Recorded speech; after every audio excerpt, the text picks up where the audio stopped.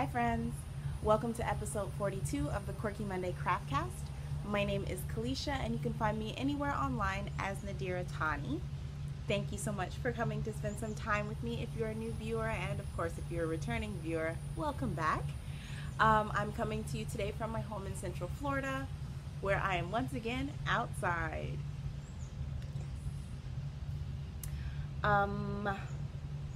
Today is Tuesday, June 5th. So there you go. I feel super fancy right now because I have been taking on the challenge of drinking more water. So the reason that I feel fancy is because, let me wipe the condensation off, but you see those leaves? That is chocolate mint from my chocolate mint bush.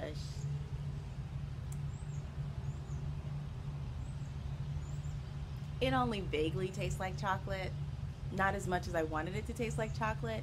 Like in my heart of hearts, I was like, come on, mint chocolate chip ice cream. Nope, nope. So there you go.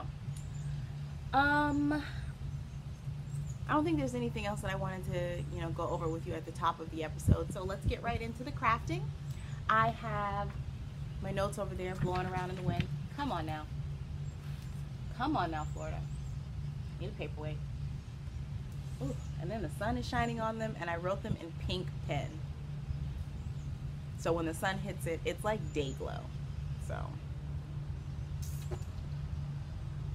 Alright, so we have two finished objects this week. The first is one that I can't show you because I made it as a birthday gift and gave it away already. Recently I have been thrifting a lot more, which is really refreshing for me because I used to go thrifting all the time. Like at least once a week I was in the thrift store. I was regularly donating stuff, rotating my clothing out and everything. So I've been getting more into it, or getting back into it recently.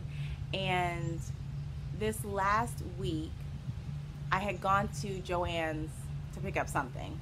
And I was walking through like their little spring garden section, and everything was 70% off.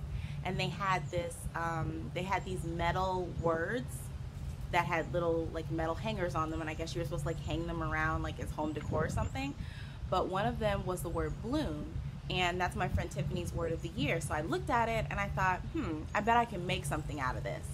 So I picked it up, and as I was like driving in the car, I was thinking that would be great to put on a picture frame, and then she can put like a favorite picture in it or something like that.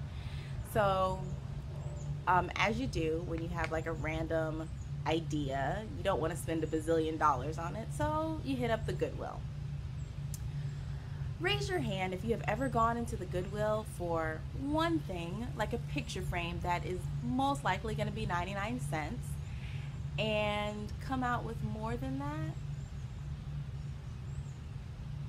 Yeah, I went in for a picture frame and I came out with 2 picture frames and 2 dresses. What can you do? What can you do?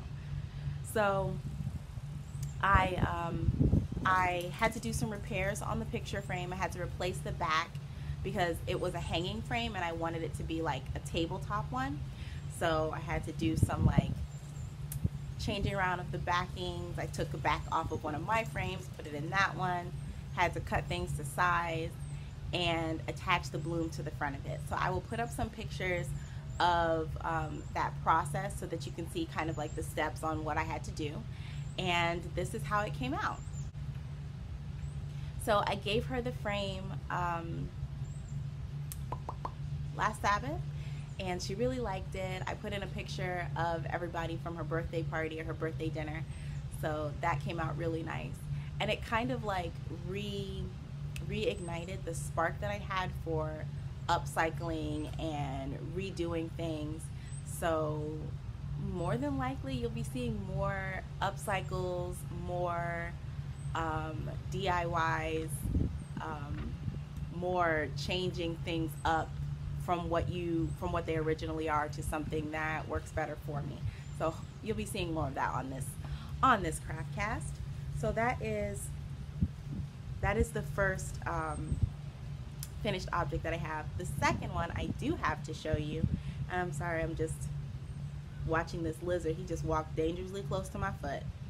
I'm cool with lizards when they're like away from me, but I do believe if that lizard touched me, like, everything's going down.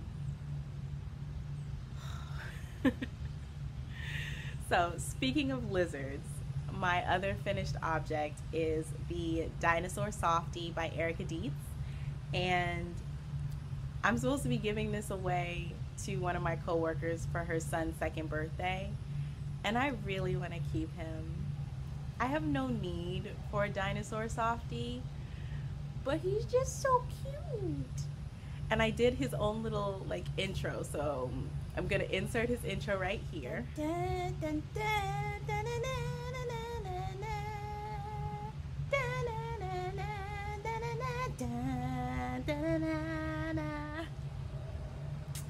Look at his little self. Is he not the cutest thing that you have ever seen? Look at him. Look at his little, oh, and his spikes and his little hands.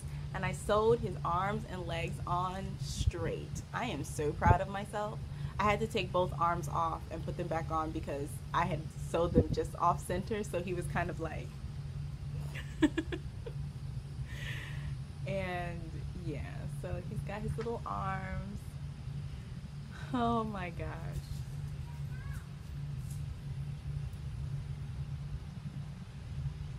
I have no words.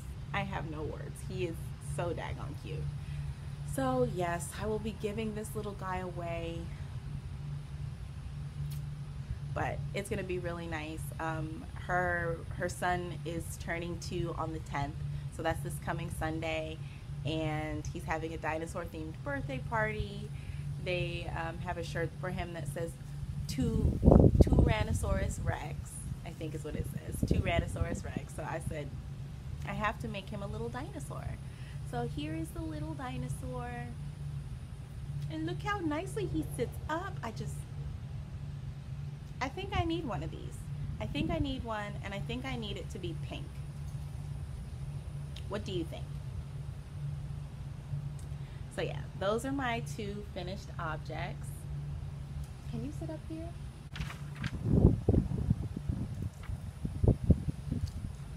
My head is big, and I have really small hands. This was not a well thought out plan. I love him so much. Ooh. Okay, so that's everything for finished objects. So we'll move right along into works in progress. And the first I have for you is a hoe. I have a half object for you today. And it's not quite fitting on my sock blocker because it's longer. But I have my first Shine Bright sock. Now this is a pattern by Zakia of the Lady Wing Designs podcast, or Lady Wing Crafts podcast, and Lady Wing Designs. I did this as a test knit for her. It went beautifully well. Yeah, so we'll twist this over to the side so you can see the design again. I have been showing this for about 3 episodes now, so I'm sure if you're a returning viewer, you already know how it looks. Don't look right there. That's how the design looks. Of course, I stretched it out over the heel of my blocker, but yeah. So for the test knit, you only had to finish 1 sock. So this is my sock. I did the 60 stitch sock size, which is why the foot of the sock is a bit longer. Yeah, it has a German short row heel, which was an adventure, and I'm so glad that I learned to do it. I think this is Judy's Magic cast on, and I thought I had done a Judy's Magic cast on before, but this was new, and this was magic. I believe it. You know, if Hogwarts School of Witchcraft and Wizardry has a knitting class, they definitely teach that stitch there. Just saying. Just saying. Anywho, there's the pattern. It was delightful right up until I got to this twisted rib, because twisted rib is of the devil, and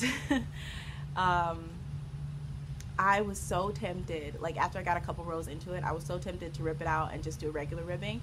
But I thought, you know what, Kalisha, do the pattern like Zakia wants it, because you're not doing this for you, you're doing this for her, so do it right. So I did 15 rows of twisted rib, and this is the knit stitches are twisted, not the purls. So somebody commented that on my picture that I posted on Instagram, saying that she never twists the purl stitches, and I was like, oh nah bruh, those purl stitches are definitely not twisted. Like, who does that?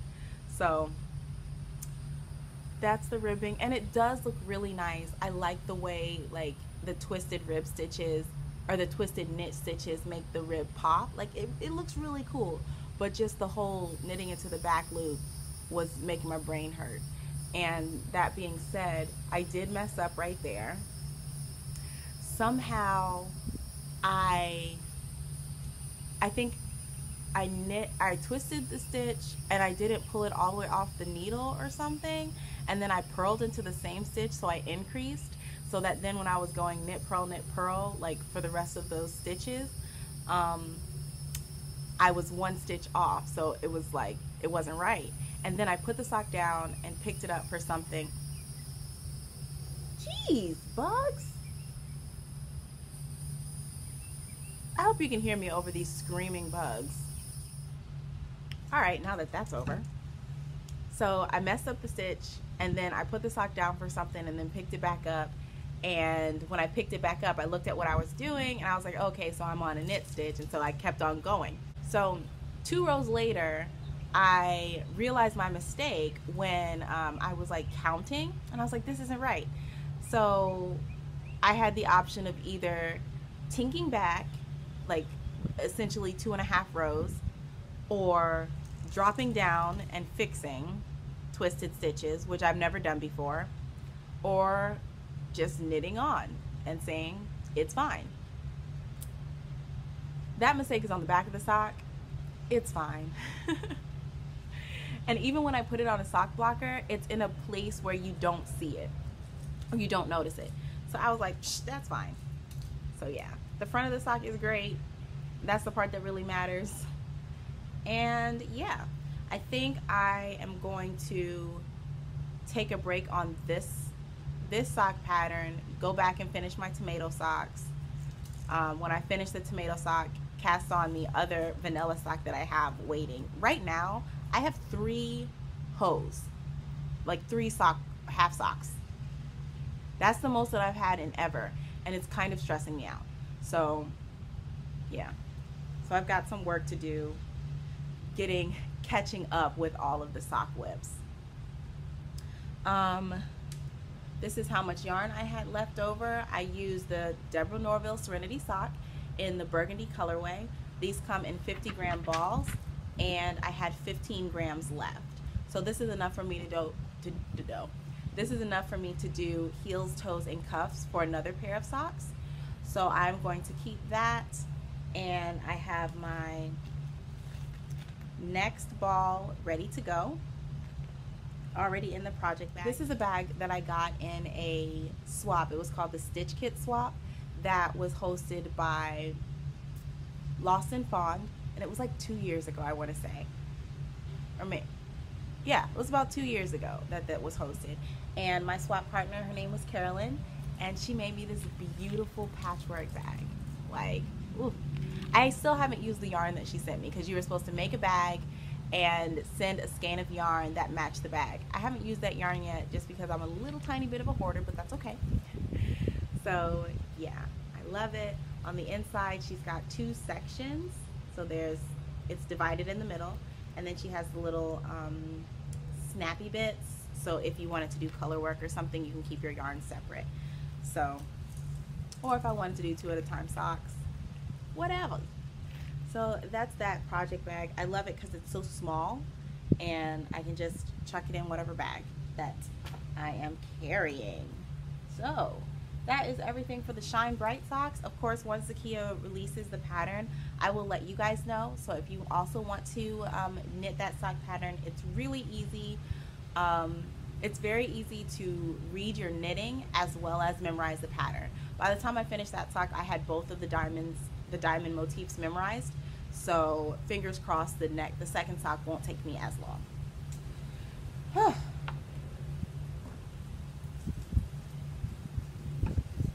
Gotta stay hydrated in this Florida heat.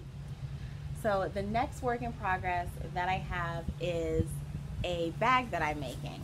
This is going to be like a summer kind of market tote, and it's probably going to be huge because typically whenever I freestyle something, it ends up ginormous. So this is the yarn that I'm using. This is Karen Cotton Cakes in the, I don't remember the colorway, so I'll put it on the screen. But I had purchased one ball of this a long time ago from Michael's, I think it was. And because I bought one ball, I didn't know what to do with it. And then they stopped selling it, and I was like, oh man. Then a few months back from now, they started selling it again. So I picked up 2 more balls of the same colorway. So the third ball is like running around in the house somewhere by itself having a party. But yeah, so I am using, that wasp is back.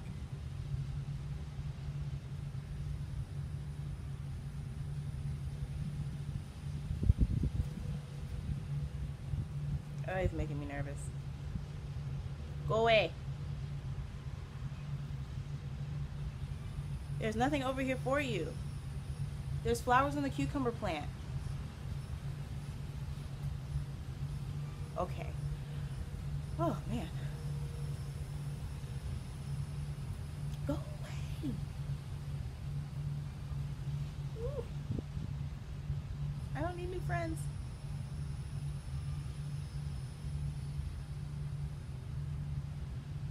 This wasp won't leave me alone, guys. Okay, I think we're good.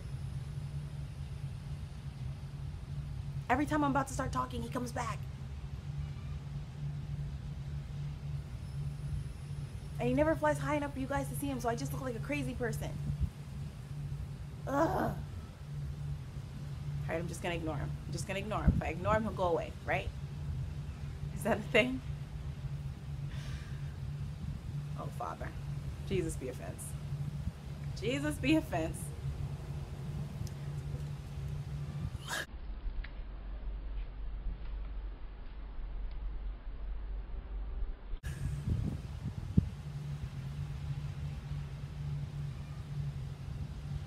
Oh, shoot.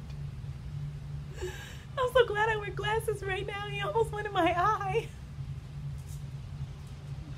I'm okay, Kiva. I'm okay. She come over to check on me like, what's wrong with you? Why are you crying? Okay, so as you can see, here is the this is the bottom of the bag. So it's gonna be huge. I don't know entirely what I plan to carry in this because I'm not really able to go to farmers markets and stuff because I work on Sundays, but yeah. So here's the bottom, and then I am doing a what do you call it? A mesh. Sheesh. I'm doing a mesh body.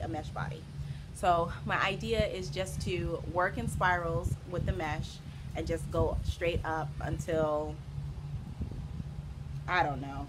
Like I said, we're freestyling. In the bottom of it, I was alternating the skein, so I did 2 rows of each color, or 2 rows from each ball. Go away. I got him. I think I scared him away, y'all. Sorry for the earthquake. Oh, now he's probably gonna come back with his homies. Anyway, oh man. All right, so in the bottom, I was alternating the skein, so I did two rows each from each ball, just so that I could like shake up the striping pattern. And now for the body, I'm just going to work through this whole ball and then go back to this ball, since it'll be in the mesh anyway. And then once I get the body tall enough, I'm gonna figure out what I want to do for straps. I'm thinking probably 1 thick strap going across, but we'll see. fingers crossed, I can use up the majority of the 3 balls. If not, I'll be a little bit irritated. If not, I'll just make something else to go in it, like a crochet change purse. So yeah, that's that. I'm keeping notes, so like just in case I want to actually write up this pattern, but I'm keeping notes about it. But I mean, it's nothing spectacular, but whatevs. The last work in progress that I have is actually a shirt project. Yes. So I have been buying these tops like hotcakes. I'll put in a picture of what this whole top looks like. But it's kind of like a shirt dress. It's very like loose, drapey fabric, so it's like breezy like that. And there was a booth in our mall that had them for sale, and like I think now I have like 6 or 7 of them, because they are so comfortable. You just have like they're all sleeveless. I think one of them has kind of like sleeves like that, but the majority of the ones that I have are sleeveless. They have like just the armholes like this, and then from the bottom of the armholes they just go straight out like this. So it's loose and flowy and like breezy, which is wonderful in Florida.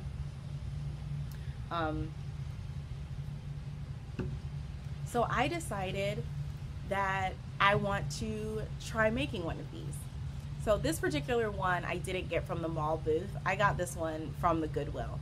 So that same trip that I took to buy the frame for the bloom frame, I bought this. So this is one of the dresses that I bought. So yeah, I went to Joann's because they were having a sale, and I was walking around trying to find like a light fabric like this. So I ended up buying like a gauze kind of crepey fabric like this. And I wanted 2 yards, but there ended up only being like 1 yard and like 29 inches on the bolt. So I was just like, that's fine. I don't even know if this plan is going to work out, so just give me that. So what I did was I took this top, I folded it in half, and I laid it out over top of the folded fabric, traced around it, cut it, left the neckline for the back, and cut a neckline for the front, pinned them together, and now all I have to do is sew it, and we'll see if this works. So here's the top and the armhole, and then it just like, yeah, goes out just like that. So it looks like it's going to be super breezy and super drapey, like the ones, it just looks like I have a bib on, like the ones that I am liking. If you look, can you see this dog hair on it? Aside from the fact that dog hair is like glitter, and I have 2 dogs and they shed on everything, I had laid this fabric out on the living room floor so that I could cut it properly, and I left the room. I come back, and even though she has, this is exactly what's in the living room now, 2 dog beds and 4 bean bags from my husband's classroom. All of those things she can sleep on. Oh, and there's a sleeping bag folded up in the corner. So all of those things Kiva can sleep on. I come back in the room, and where is she? On my shirt. Why? Why? Matter of fact, here's a picture as proof. She's laying on the ground next to me right now, wagging her tail like, yeah, I did that. You little bum. I love you. So yeah, I just have to sew the seams, and then roll the edges and do a hem around everything, and that should be done. I'm super excited to see how it fits, because if that fabric is like comfortable and fits nicely and isn't too sheer with this shape, I might have to buy some more. Because oh, if I could live in these dresses over the summer, that would be ideal. Yeah. So that's everything that I have for works in progress. I have an idea for maker plans, and this is probably going to sound a little woo-woo, but I had a dream that I designed a shawl the other day.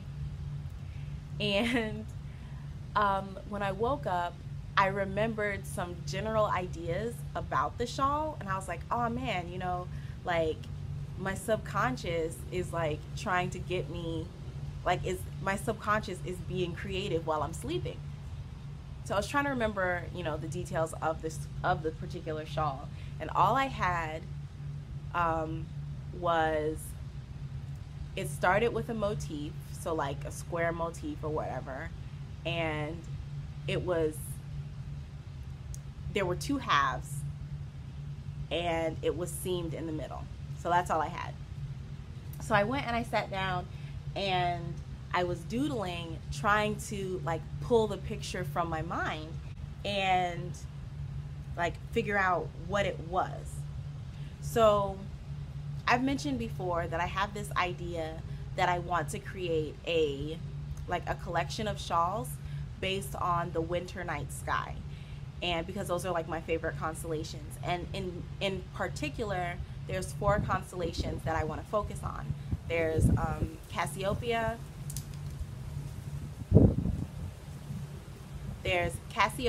Orion, Canis Major, and Gemini. Those are like my 4 main constellations that all winter, whenever it's nighttime, I'm getting out the car, I'm getting home, I always look for those particularly. So those were the 4 constellations that I wanted to incorporate into this collection. So I wrote down the names to try to see if any of that would jog the image in my mind, and it did. So I knew that it was like a triangle shape because of the seam down the middle. So I drew a triangle, and then I put in the motifs, and then just kind of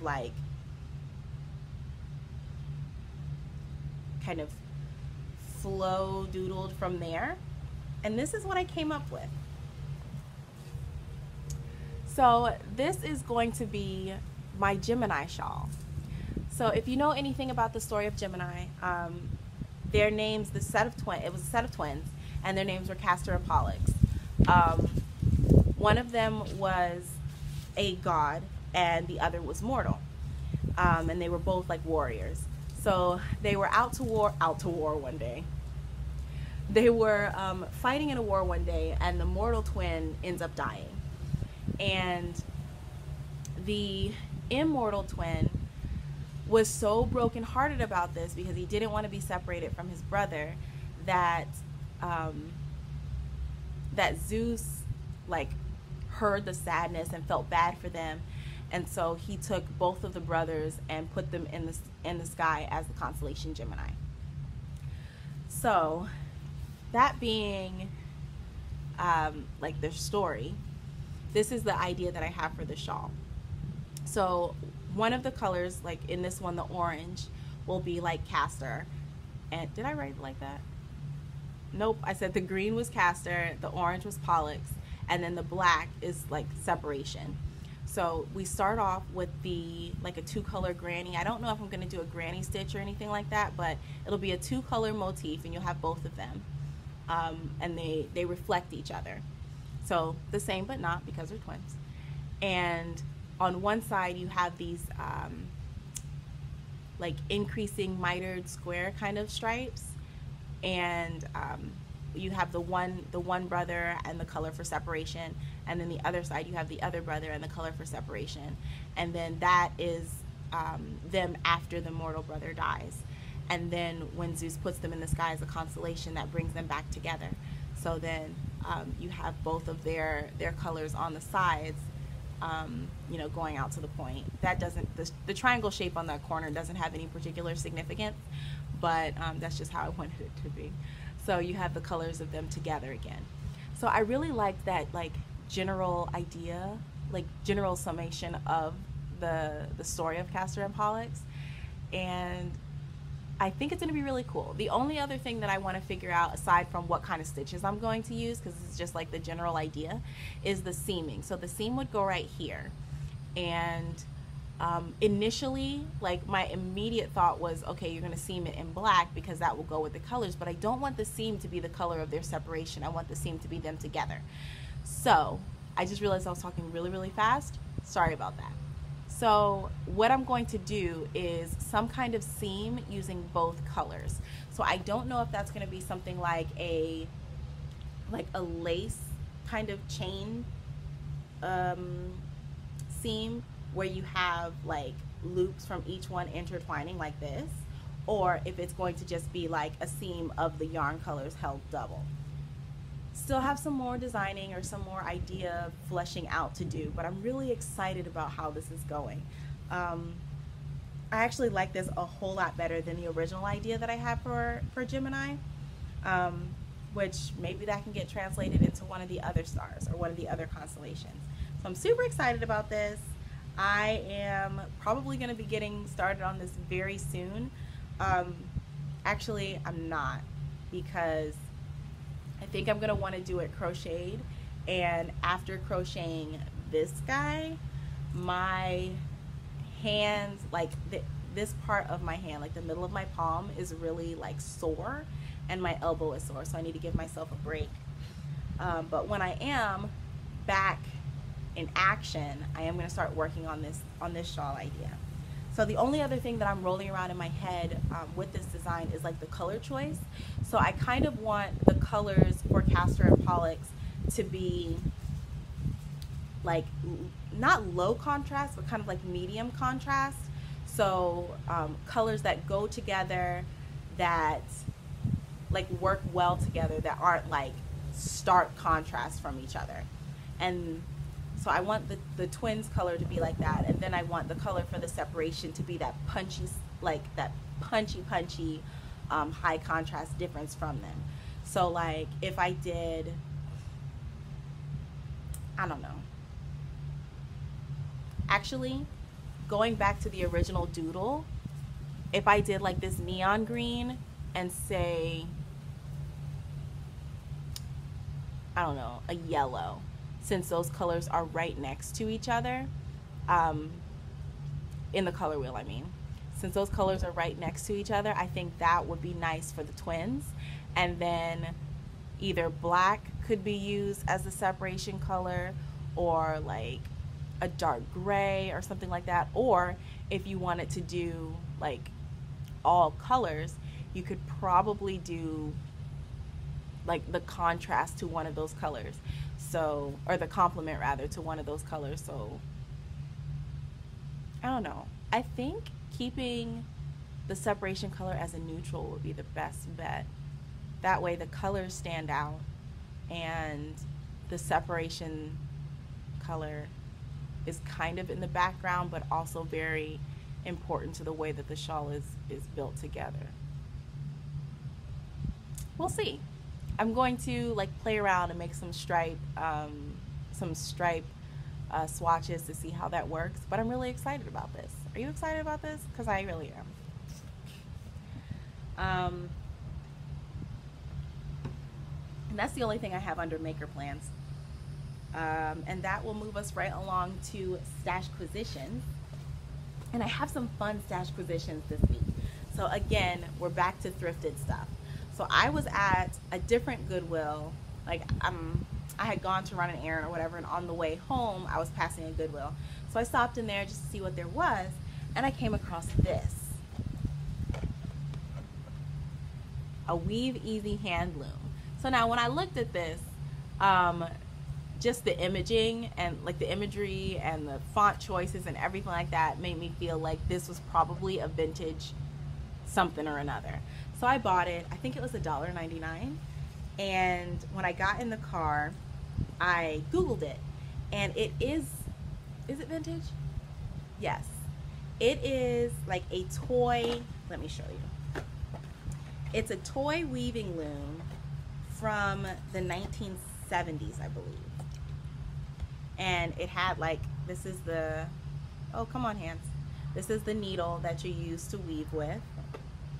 And then this is the loom. Isn't it cute?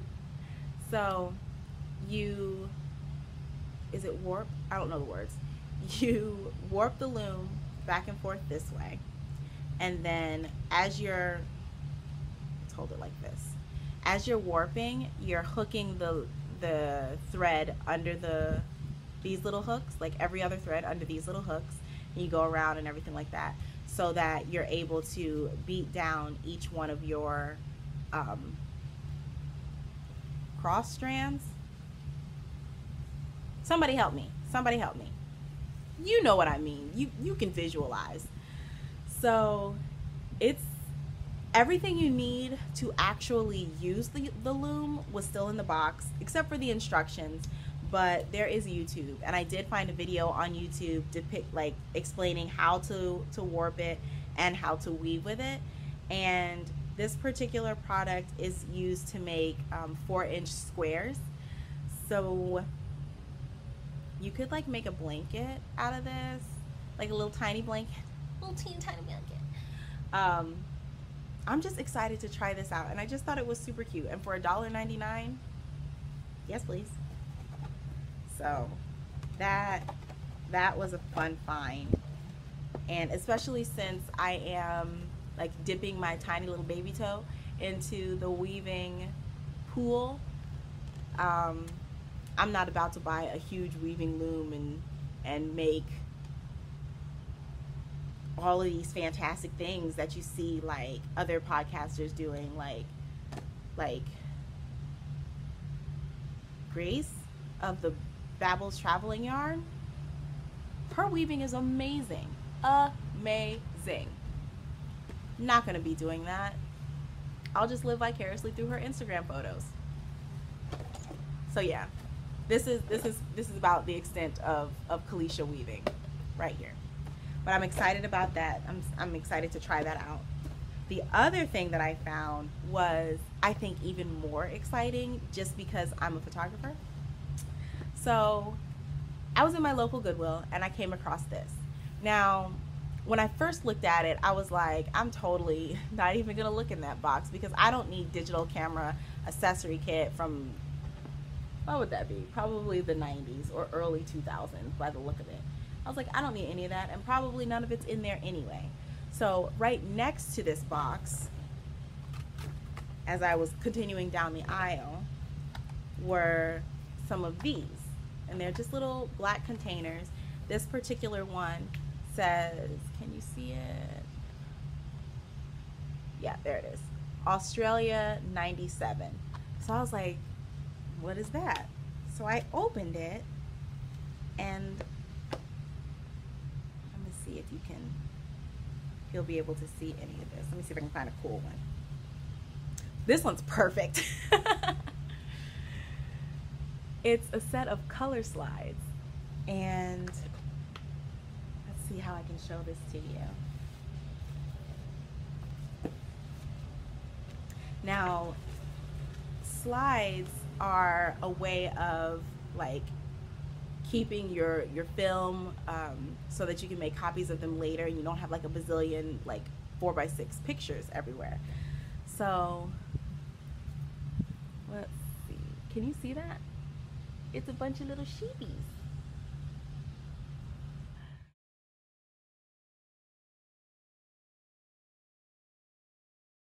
So it was like, I found like 3 containers like this of just photos that someone had taken. And woo, that one is like a giant lizard. That's some Florida action for you. This one is some horses. Let's see if you can see this.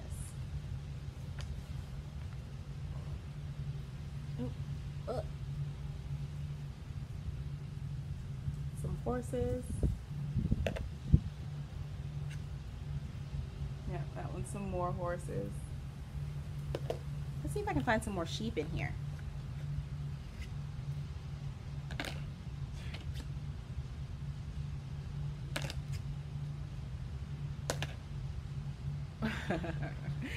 Okay, it's not a sheep, but this one is pretty cool.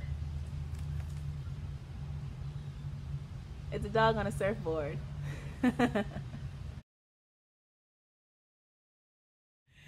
So whoever donated these had taken a trip to Australia and, like, you know, had all these pictures done and everything, and for whatever reason it got donated.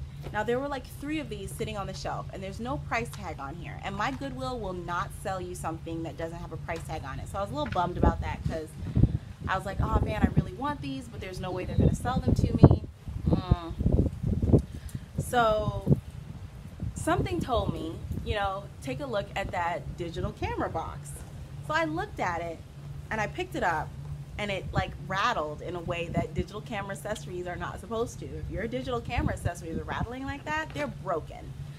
So I looked in the box, and there are 6 more containers in the bottom, and then 5 containers in the top. And this was $1.99. Yeah, this was $1.99, and these are all Australia, and then there's some from Florida. Go figure, right? Like, this person had gone to, I think it was Animal Kingdom. Like, all the ones from Florida that I've seen so far that I've looked through have been Animal Kingdom, so they may have done other Disney parks and I just haven't seen them yet. But this was such a fun find for me, because 1, I've never seen photo slides like in real life, only in my like photography school books. And 2, it gave me a challenge to try to figure out how to digitize them. And I always love seeing like other people's snapshots, not necessarily their posed pictures, like posed family pictures or anything like that, but just those like pictures that you take, you know, those one-offs or whatever like that, or somebody's birthday party and Uncle so-and-so is running around with a camera and taking pictures of everything.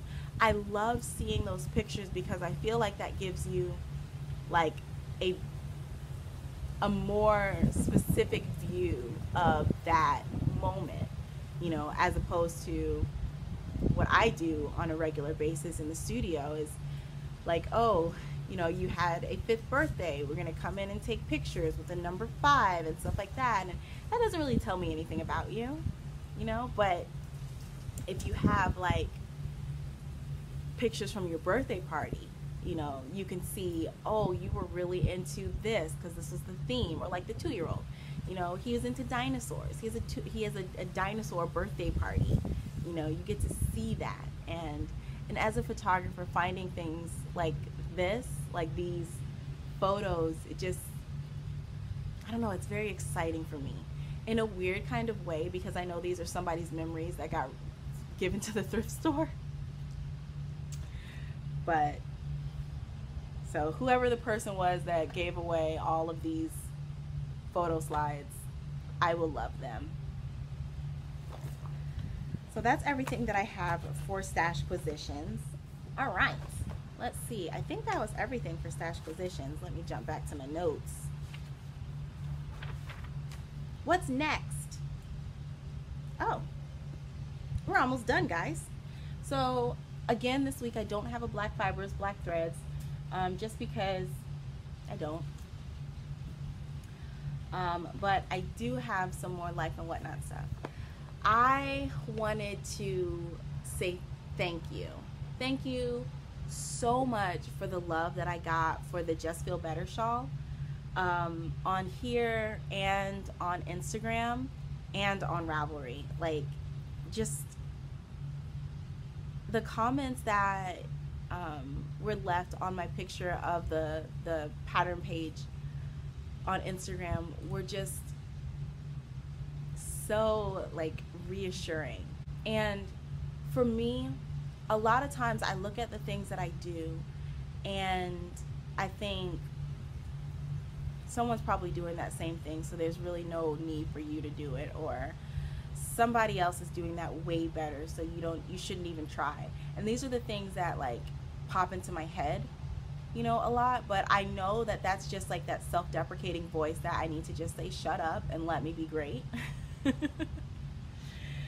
And to have, you know, to put something out there and to have it be received in such a loving and encouraging way is really, really uplifting.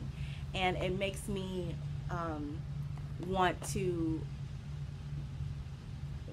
do it more. And I was talking to my mom, and I was telling her, you know, I have all of these other patterns that I've come up with over the years that, you know, I always write them down. I write them in my notebook as real patterns. So with yarn requirements and needle or hook requirements and gauge, like if gauge is important, all of those things, I write them so that if some random knitter or crocheter picked up my notebook, they'd be able to make that project from the pattern that I wrote in my notes. So I have actual patterns written, and I'm just sitting on them because that voice keeps telling me that your stuff isn't good enough. And I think the best thing is just throwing it out there. Just like the first time I filmed this podcast, the very first episode, I was just like, oh my goodness, I am shouting into the void right now. Nobody's listening. And here we are 42 episodes later, where I'm able to communicate with you guys, and I have put, you know, I've remembered names of people who are commenting on here, and some of them, you know, I follow you on Instagram also, so we have like this digital friendship, which I think is the most amazing thing that the internet has done for us. But I just want to say a big thank you. So thank you for being here for me as I am trying new things and trying to be brave in these new things. And y'all are the best. So before I get like sobby, my water's gotten warm. I haven't even been out here for an hour and my water has gotten warm. Ridiculous. Come on, Florida. Woo! So that brings us to a prize drawing. If you have watched this podcast at all in the last 2 months, you will know that Melody of the Melody Crochet podcast and I were co-hosting the As Seen on TV Cow. And it's over. I have successfully finished my first cow. Woo! My Ravelry group is where the finished objects thread was held, and the chatter thread was held in her Ravelry group. So because of the way that I film and upload my podcast, last episode came out on the day that the along was set to end, and I didn't feel like that was really fair. Just in case, like, I don't know, somebody didn't know that it was ending and they were like almost done with their project. So I decided to wait until the 4th, which was Monday, to close it, because I was planning on filming on Monday, on yesterday. Unfortunately, well, I got called into work, so I wasn't able to film. So I didn't close the thread until today, which is fine because there weren't any new posts anyway. There were 6 eligible posts, and in order to be eligible, you needed to be a member of my Ravelry group and Melody's Ravelry group and post a picture of your finished object as well as the inspiration photo. So there were 6 posts in there, and I did 6 posts not counting mine, so mine's not in there. I did a random number drawing from numbers 2 to 7 before I started filming, and I wrote the answer. I wrote the winner down, and the generator pulled number 6, and that entry was by user yarn5894. So I will put a picture up of their finished object, and so yarn5894, when you see this, send me a message on Ravelry with your name and your mailing address, and I will get the prize out to you. And this is the prize. It is a large Quirky Monday drawstring bag and a skein of soft yarn. So I figured for the As Seen on TV, like TV and movies theme, I would do popcorn. So you've got popcorn in your red striped bag, and then a ball of Lion Brand Sakis, and this is a toffee colorway, I think. Yes, toffee. So you've got your popcorn and your toffee. So send me a message on Ravelry My username is Nadir Tani, easy to find. And let me know that you have seen this. Send me your name and your address, and I will get this into the mail for you. So thanks to everybody who participated in my first KAL. I really, really, really appreciate it. It was a lot of fun for me, and I definitely hope to host and co-host more KALs in the future. So yeah, that is everything. I hope that you had a wonderful week. I hope that you are able to find some time for crafting and some time to do things that you love. Leave a comment down below of something positive that happened to you in the last week, so that we can all join in that positivity and feel that joy within our community. I love you guys so much. Thank you so much for being part of my universe. And